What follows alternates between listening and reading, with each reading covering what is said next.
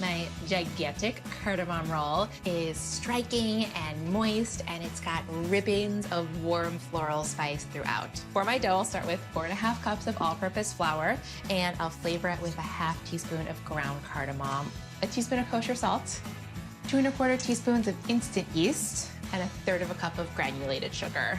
I'll whisk this to combine. I'll get my wet ingredients. I've got 1 cup of whole milk here that I swirled around in a saucepan with 1/2 cup of unsalted butter. I heated it up just to melt the butter and then allowed it to cool just to lukewarm. I don't want it to be too hot because then it would kill the yeast. I'll crack and add 2 large eggs and a splash of vanilla. I'll make this extra cozy. I'll get this onto my stand mixer to knead. I'll let this knead until it's smooth and still slightly sticky, about 8 to 10 minutes.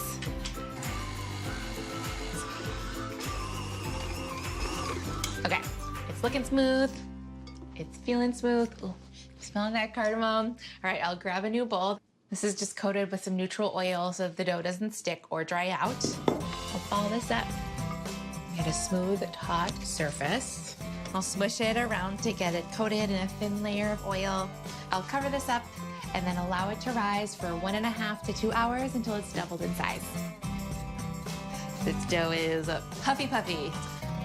I'm ready to roll it out. I've got my counter dusted with some flour, and I'm gonna roll it out to a great big rectangle, 24 inches wide by 18 inches tall. I think I've taken up enough counter space. So that my filling can stick, I'll first brush this all over with some melted butter. And this is a 1/4 cup of melted butter, but I'll just use half of it at this point. All right, I'll sprinkle this with my filling now. I've got 1/2 cup of dark brown sugar, dark so that you get a more vibrant swirl, as well as some cardamom and a little salt. I'll sprinkle 2/3 of it on now.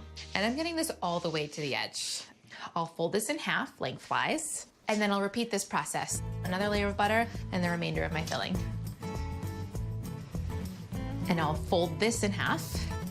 So I'm just creating all of these layers. Now before I go any further, I'll get my skillets, butter these generously. So now to shape these, I'll cut this in half the long way. I'll create 2 very long, skinny rectangles. I'm working with 1 at a time. So I'll twist this up and I'll swirl it up like a snail. That looks cool already. I'll gently transfer it to the pan. And when this bakes, it'll absorb all that butter and get a great crispy bottom and edge. Okay, it's not filling up the pan completely yet, but it will continue to rise. I'll do this second one the same way. That is beautiful. I'll nestle it into the pan. I'll cover these up and allow them to rise for another hour, and then give them an egg wash and sprinkle with Swedish pearl sugar, which is crunchy and sweet. If you can't find that, you can also use turbinado sugar. And then I'll bake these at 350 degrees for about 30 minutes until they're golden. I'm so excited. Oh, they're so pretty. They are the perfect golden color. These are awesome. I've got my whipped butter ready here. Oh yeah, that's good. Gotta slather it with butter. This is whipped butter, so it's fluffier and easier to spread. It's pillowy soft, super buttery, and it's got the perfect amount of sweetness and cardamom.